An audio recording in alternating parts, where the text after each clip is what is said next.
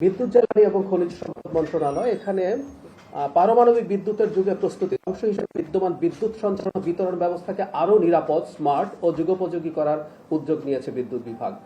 এখানে working paper তৈরি হচ্ছে এবং কিভাবে করা হবে সেটা নিয়ে কাজ চলছে। আপনারা নিশ্চয়ই ভালোভাবে জানেন যে বাংলাদেশের একটা বড় সংকটের জায়গা হচ্ছে বিতরণ ব্যবস্থা। আগে এটা হয়েছে, বিতরণ ব্যবস্থা তৈরি হয়ে গেলে সেটার সাথে হয়তো কারো স্বার্থ থাকে, কিন্তু কন্টিনিউ জন্য বিতরণ ব্যবস্থাকে অবহেলা করা হয়েছে।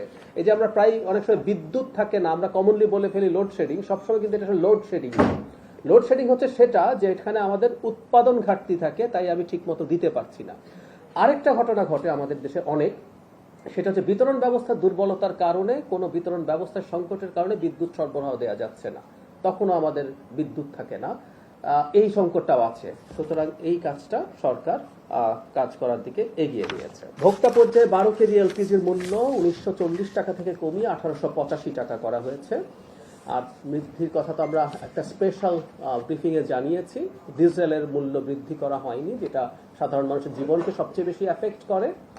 আর অন্যগুলো বাড়ানো যেটা হয়েছে খুবই নমিনাল, 5 টাকা। এটা এখনো বৈশ্বিক বাজারের তুলনায় বাংলাদেশে আমরা যদি বলি কম আছে। সিকিউরিটিজ অ্যান্ড এক্সচেঞ্জ কমিশনের চেয়ারম্যান ও 3 কমিশনার নিয়োগ করা হয়েছে। আমরা আশা করি এর মাধ্যমে শেয়ার বাজারের সুস্থ ধারা ফিরে আসবে এবং শেয়ার বাজার চাঙ্গা হয়ে উঠবে। এমনিতে একটা গণতান্ত্রিক সরকার যখন ক্ষমতায় আসে, দায়িত্বে আসে, তখন মানুষের আস্থা থাকে সেই সরকারের ওপরে। এবং মানে বিএনপি সরকার যখনই দায়িত্বে ছিল, কখনো শেয়ার বাজারের যে মারাত্মক ম্যানিপুলেশন গুলো হয়েছে আওয়ামী সরকারের সময়, মানে তাদের সাথে এক ধরনের সিনোনিমাস ছিল। এটা 96-তে যখন এসছে তখন হয়েছে, 2009 যখন ক্ষমতায় এসছে তখনও হয়েছে। সেই প্রবণতা এই সরকারের অতীতে কখনো ছিল না, কিন্তু এই যে হারানো যে আস্থা সেটা ফিরিয়ে আনবেন, আমরা সেই আশা করতেই পারি। প্রবাসী কল্যাণ ও বৈদেশিক কর্মসংস্থান মন্ত্রণালয় প্রবাসীদের সমস্যা সমাধানে অভিযোগ নিষ্পত্তি ও নিরসন সেল গঠন করা হয়েছে এবং রাশিয়া 30 জন বাংলাদেশি যুবককে প্রতারণামূলকভাবে প্রেরণের দায়ে 3 রিক্রুটিং এজেন্সির লাইসেন্স প্রত্যাহার ও জামানত বাজেয়াপ্ত করা হয়েছে। এটা একটা ক্রাইসিস, আমরা নিশ্চয়ই মিডিয়াতে খেয়াল করেছি। রাশিয়াতে বিভিন্ন কাজের কথা বলে তরুণদেরকে নিয়ে যাওয়া হয় এবং তারপর তাদেরকে রাশিয়া ইউক্রেন যুদ্ধের ফ্রন্ট লাইনে ঠেলে দেওয়া হয়েছে। বাংলাদেশের তরুণ ওখানে মারা গেছেন, এরকম নিউজও আমাদের কাছে আছে। সো এই ব্যাপারে সরকার কঠোর হচ্ছে এবং যারা এসবের সাথে জড়িত তাদের ব্যাপারে কঠোরভাবে পদক্ষেপ নেওয়া হবে। জুলাই গণ অভ্যুত্থানে শহীদ ও জুলাই যোদ্ধাদের নিয়মিত সম্মানী ভাতা প্রদানের অংশ হিসাবে জুলাই 2025 থেকে এপ্রিল 2026 পর্যন্ত শহীদদের উত্তরাধিকারীদের মধ্যে 15,98,96,703 টাকা এবং আহত জুলাই যোদ্ধাদের ক্যাটাগরি ভিত্তিক মাসিক সম্মানী ভাতা বাবদ 136,97,14,000 টাকা বিতরণ করা হয়েছে। চিকিৎসা এবং পুনর্বাসনের জন্য কাজ চলছে। আপনারা তথ্য যখন পাবেন সংখ্যাগুলো পেয়ে যাবেন। দিল্লি জবাব দিয়েছে কিনা আমি নিশ্চিত করতে পারছি না, সেটা আমরা জেনে নেব। কিন্তু আমি একটা কথা একটু বলতে চাই, সেটা হলো ভারতের পুশিন বাংলাদেশে যেটা করার চেষ্টা করছে, আমরা নিশ্চয়ই পশ্চিমবঙ্গের নির্বাচন ফলো করেছি।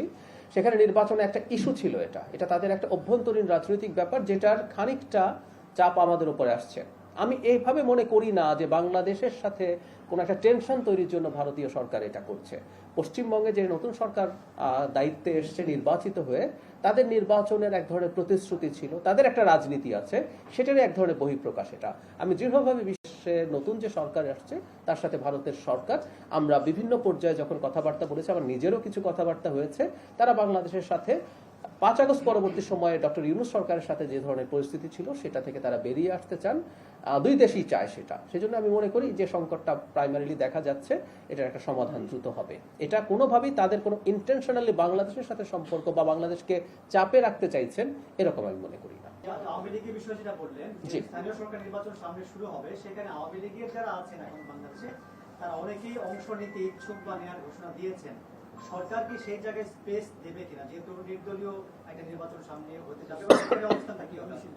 কোন রকম কোনো সমস্যা নেই। মানে একজন ব্যক্তি যদি নির্বাচনে পার্টিসিপেট করতে চান, তিনি যদি আওয়ামী লীগের, কারণ এটা নির্দলীয়, এখানে কেউই দলের কথা বলবেন না, এবং তিনি যদি তার ক্যাম্পেইনে, কারণ এটা হতে পারে একজন নির্দলীয় ব্যক্তি আসলেন কিন্তু যারা ক্যাম্পেইনে আওয়ামী লীগ বা তাদের যা যা বলা সেগুলো বলে, সেটা প্রবলেম হবে। এর বাইরে নির্দলীয় ব্যক্তি তার যে ক্রাইটেরিয়া আছে নির্বাচনটা করার জন্য, সেটা যদি তিনি ফুলফিল করতে পারেন, তিনি নির্বাচন করতে পারেন, নিশ্চয়ই পারেন। না, আওয়ামী লীগের পোস্ট পজিশন আসলে যেটা হয় আর কি, আমরা যেহেতু সংগঠনটা নিষিদ্ধ আছে, সংগঠনটা যেহেতু তার কর্মসূচি নিষিদ্ধ আছে, সংগঠন নিষিদ্ধ নেই, কথাটা এরকম না। কর্মসূচি যেহেতু নিষিদ্ধ আছে, এই পোস্ট পজিশন তিনি তো আসলে ব্যবহার করছেন না, তিনি করতে পারেন না। ব্যক্তি হিসাবে যে কেউ যদি ক্রাইটেরিয়া যা আছে সেটা ফুলফিল করতে পারেন, তিনি যদি মনে করেন নির্বাচন করবেন, তিনি নির্বাচন করতে পারেন। সরকারের দিক থেকে বাধা দেওয়ার কোনো কারণ নেই এই ব্যাপারে। মামলায় আপনি যেটা জানতে হবে সেটা হলো, ধরুন মামলা বলি, আমরা যদি সংসদ নির্বাচন বলি, মামলা থাকলেও তো নির্বাচন করা যায়, মামলা থাকলেও নির্বাচন করা যায়। আমি আবারও বলছি, কিন্তু স্থানীয় সরকার নির্বাচনগুলো যে গিভেন ক্রাইটেরিয়া আছে, আমি আরো একটু সহজ করে দিই। ধরুন এই পার্লামেন্ট ইলেকশনে আওয়ামী লীগের কোনো এককালের কোনো নেতা চাইলেন যে আমি নির্বাচন করব, তিনি নির্বাচন করতে পারতেন, এমন কি মামলা থাকা, জেলে থাকার পরও। কারণ সংসদ নির্বাচনে বলছে আপনি 2 বছরের দণ্ডপ্রাপ্ত হতে হবে নৈতিক স্খলনজনিত অপরাধ, এর আগ পর্যন্ত আপনি তো নির্বাচনে পার্টিসিপেট করতে পারেন। তো এই সুযোগগুলো তখনও ছিল, এখনো আছে। মানে আমাদের সরকার এই ব্যাপারে কোনো রকম কোনো বাধা তৈরি করতে যাবে না।